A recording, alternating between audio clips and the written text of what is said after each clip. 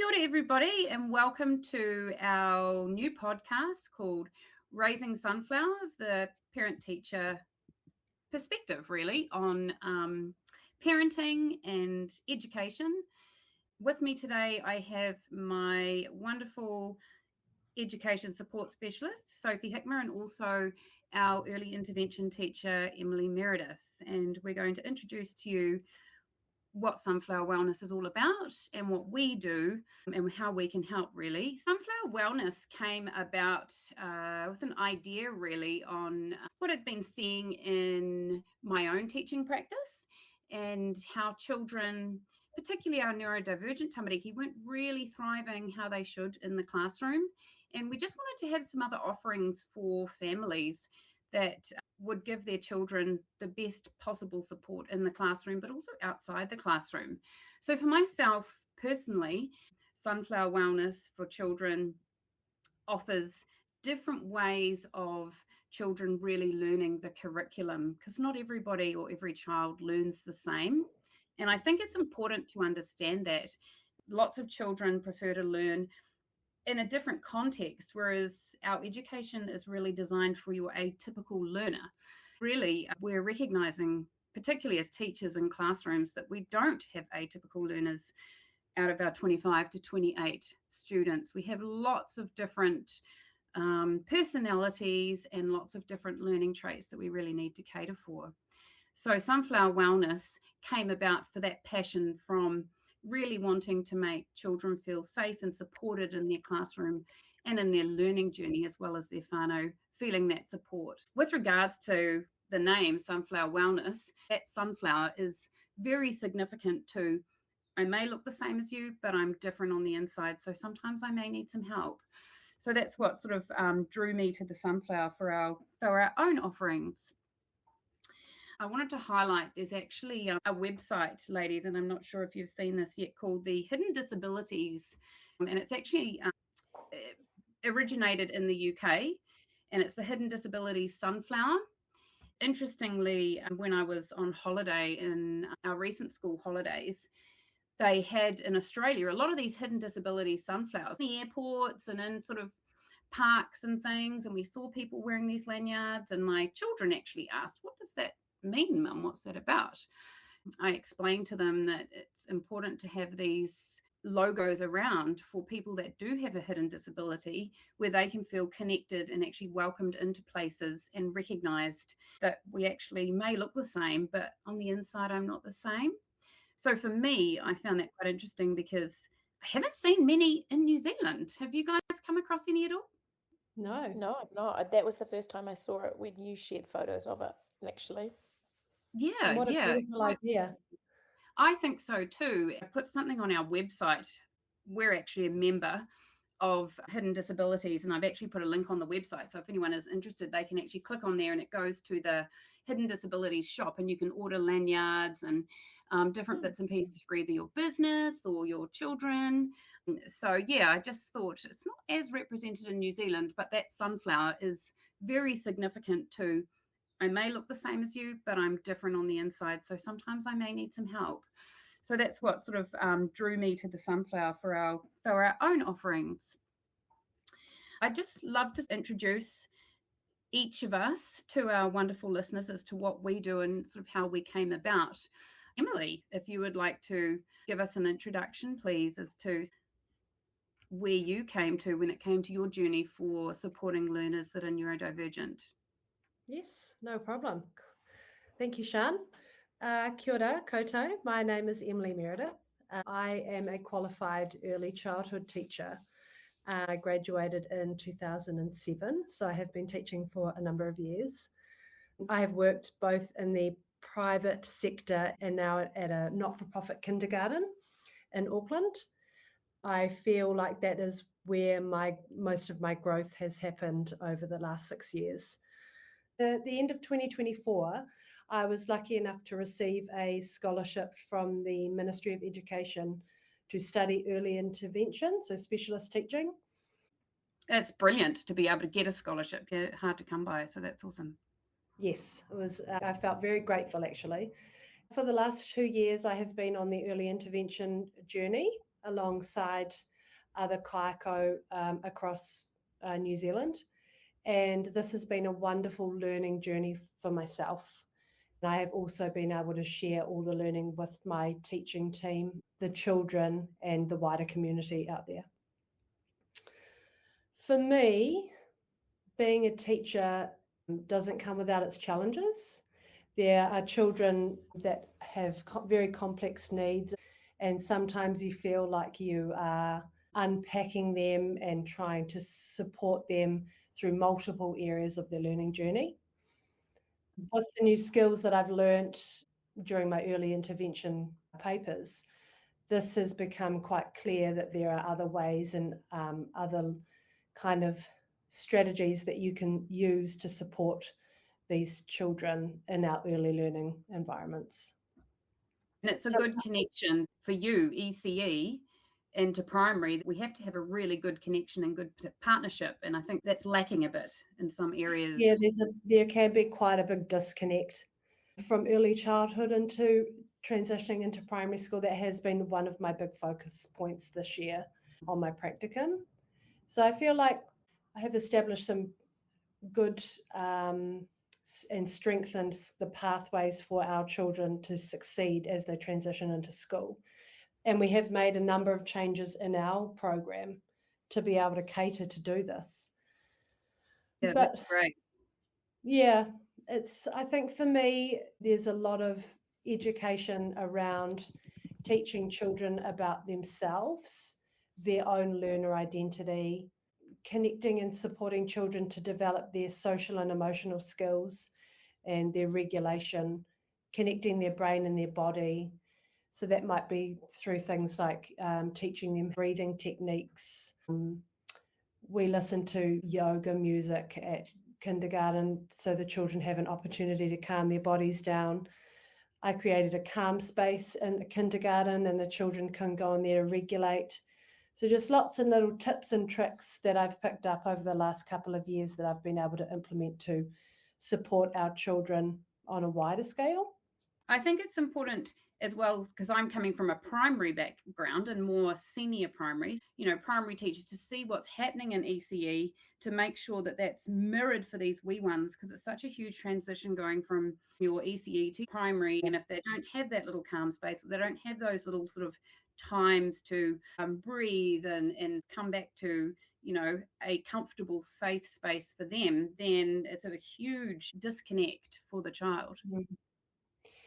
Yeah, and with the changes to the school curriculum this year, they're a lot more structured. And obviously, kindergarten is very child-led, play-based, and responsive. Our teaching practice is very responsive. And at school, it can be quite, well, at one of our feeder schools, it is quite a different vibe for those children to go into. Yeah, I think that's increased with the introduction of structured learning, literacy and maths, which I think on one hand is great, but I think that has made the disconnect between ECE and primary, I've seen a little bit more, and those transitions a little bit more challenging. Especially coming from a play-based, child-led environment, and that's what I put back onto my team this year. I said to them, how are we setting our kids up to succeed when they're going from this wonderful play learning environment to really structured, and the kids, they don't want to go to school. And I think it just sets a negative tone for some of those children to start their formal learning. And then it rolls on to the family too, and it's, and it's this sort of roll-on effect, and then you get that anxiety to attend school, which is definitely what we don't want to see with tamariki. Thank you so much, Emily. Sophie, your comments were really important, and it would be awesome to hear from you as well on what your experience has been and where you come from as a teacher. I've spent 15 years in education, so I graduated in, I think, 2010, if I remember.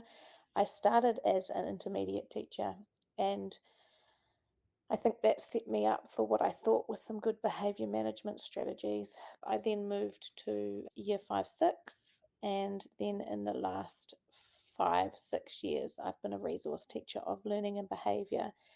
And I think in this role, I've learned what I didn't know, and how much there is that teachers perhaps can still learn, I suppose. Mm. We need to set ourselves up to understand our kids, and how we do that is starting with our relationships. And I think that's really important to me as an educator. On a personal note, I've also got 3 kids, and I think that gives me a little bit of insight into the kids we work with too. I have a near 13-year-old, a 7-year-old, and a 1-year-old, and I've got a little bit of every stage going on with them. And I can see in my girl, who's almost 13, the importance of that connection with the adult they're with all day in the classroom. And of course, that's the same when you look at the 7-year-old. I think it's important to acknowledge that we're all parents as well. That's how we met. Well, we met as parents and also as educators. Sophie and Emily's children have had to put up with me teaching them throughout some of their schooling life. For me, I graduated end of 2012.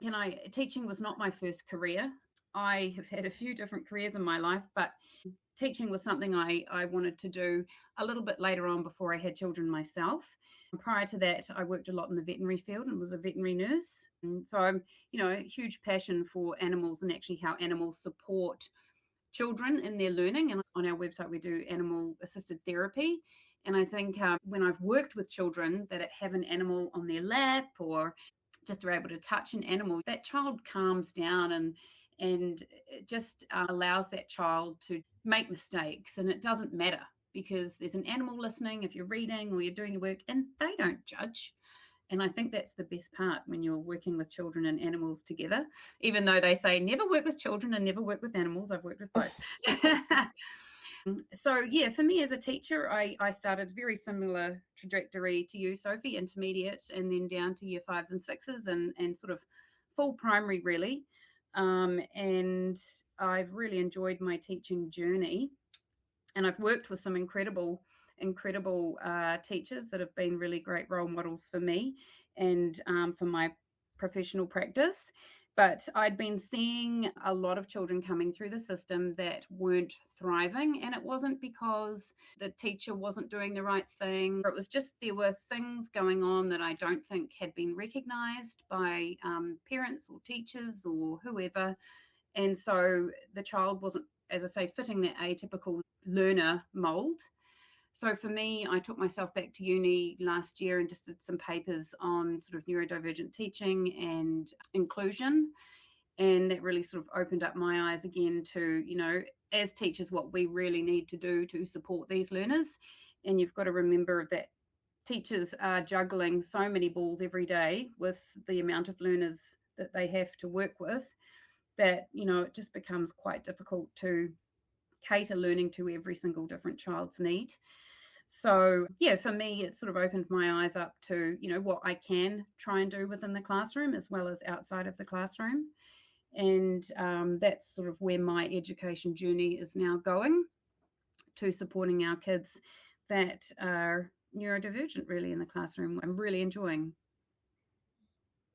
Yeah, that's very similar to the RTLB role. In the RTLB role, we're generally working with our kids who might just be struggling academically, but generally we're working with those kids that don't fit that atypical profile that you talked about, Sian. Part of my job was to get the postgrad diploma in learning and behaviour, which covered a lot of the papers in which Sian's talking about looking at neurodiversity and inclusion through that. And I think it's something that teachers, like you said, teachers have so much going on in their classrooms, and there is just so much to know about our children. And I think we need to, as parents and as educators, try and support parents and teachers to be on the same page and really make sure they've got the information about our kids that are in front of them, whether you're coming from a specialist teacher point of view or whether you're coming from a parent point of view going in. Information is the most important thing we can really have, right? Yeah, absolutely. And I think you also touched on relationship building. And I've always had a philosophy as a teacher that if I can't build a relationship with a child, then I can't teach that child anything. And for me, first and foremost, it's building a relationship, and that's actually just finding out what lights their fire. What are they passionate about? I don't really care whether they can do maths or literacy at this point in time. I just want to know what they love in life, and then we build upon that, and they hear what I love too. That's as the so teacher. true, because I was a classroom teacher for so many years, and you naturally do that. Well, I naturally did that. I got to know my kids. And then I've recently stepped into a little bit of relief teaching, and you don't have time in the day to do that. You're following someone else's plan. And I came to realize really quickly how I've missed that step with those kids. And there's only so much you can do in a day when you've got a busy schedule given to you to work through. That is true. But yeah, it's really hard. And so that Yeah. does highlight to me that is the number one thing, How is important it is. knowing your learners, and Yeah. how we're going to know our learners is by building a relationship. That is so true. I've got a quick trick for you, Sophie, which I do. I obviously relieved for a lot, and I thought, what can I do? I need to know these kids really quickly. I've only got one day with them, 6 hours if I'm lucky. So when I do the roll in the morning, instead of them saying good morning to me, I say, you have to think of one word that you love in this world, whatever that. It could be a food, it could be a sport, it could be anything. And I usually give them an example and say animals or cats or whatever that I'm so into. And instead of saying good morning, I just go through the role, and the hardest part is for them to describe their passion. One word's a tough pitch. Yeah, we have a laugh. But then I hear, like, it might be football, and it might be a lot animals, or dogs or whatever. Yeah. And then I try and keep that information in my head. So throughout the day, if I'm seeing anything that I need to maybe change behavior-wise, I say, oh, you told me you love football. So why don't we see if we can just get outside for a quick game, or, cool something idea. like that. Because you're in a snapshot. I'd need to take notes because my memory. Yeah. Yeah, true. So there's a lot going on, and for us as educators, having a podcast like this, educators and parents, it's there for sort of anyone to listen to. And if there's any questions or anything you'd like us to focus on as our listeners, we would love to hear from you, because we've got a lot of information that we would love to share. But if there's things that are more pressing, we can certainly have conversations about that. So yeah, it's quite exciting. Yeah, the biggest learning for me is becoming a mother. I feel like you can connect more with other people's children and other parents around similar situations, especially in the early years. Yeah, and you see the flip side to it, right? You see the other end of it. And I can think about comments that parents have made. And I mean, I think that to me, their child is the most perfect, well-behaved student. And I can actually in my mind picture the conversation with the mother. And my kids were younger at this point when I was in the classroom full time. And I'm thinking, no, your child's amazing, perfect. And the mum was expressing to me that her daughter's having anxiety about coming to school, and she is perfect at school, but that's coming out at home. And I never really clicked onto what she was trying to say until my daughter moved schools and was experiencing similar. So you're right. It's the flip side. Being able to see both sides of it is, definitely an asset for us. Yeah. Yeah, I agree. I remember doing my parent-teacher interviews before I had children myself, and I would be singing the praises because, overall, my kids have always been great, and I've got on with them, and we've had fun. And the parent just looked at me in utter disbelief, thinking maybe I had got her son confused with another boy in the class, because I was saying we do this and we have such a good laugh, and he's just so polite and well-mannered and all this stuff. And she's just like, are you really talking about my son? He's terrible at home. She just thought he behaved that way at school. So hard, Casey. It's nice to get that. I mean, I was, like I say, I was a teacher before I was a parent, and I've learned a lot being a parent as well. And I've got, two girls, 9 and 11 now, and they're very different personalities. So I have to sort of work with them quite differently. So it's always a learning curve, that's for sure. Yeah. Thanks so much for tuning in to Raising Sunflowers and our very first podcast.